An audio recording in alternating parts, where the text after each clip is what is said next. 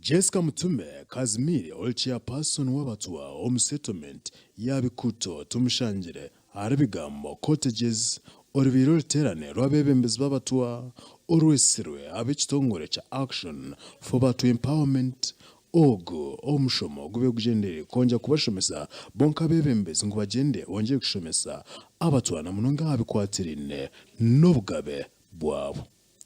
Jessica nagirango amazima garinda abana babo bo babaremere bamwe bayikira kutera bazire babo abatuburiza obusinge iyo nyina aragamba no kuhobwo no kurwana nabo ayiza kutera ayo tira kuntema urukumu ari mara wanje.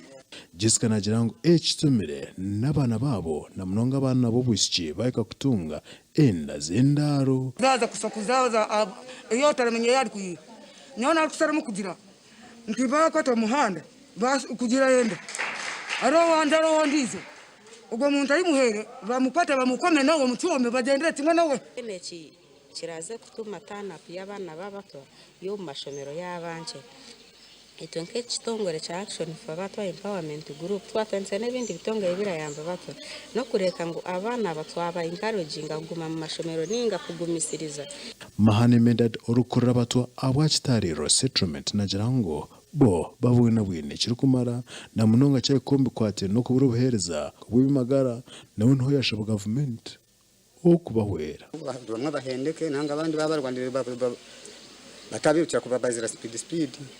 iza yabe yakare abakikiriza kugira ngo wagwara yengo mubirizi tamumorafunga ogunyokire ninga bakurugireza kuragusa koga nka district twatanese n'abandi barabarebera cyacyo kugira ngo kibihemo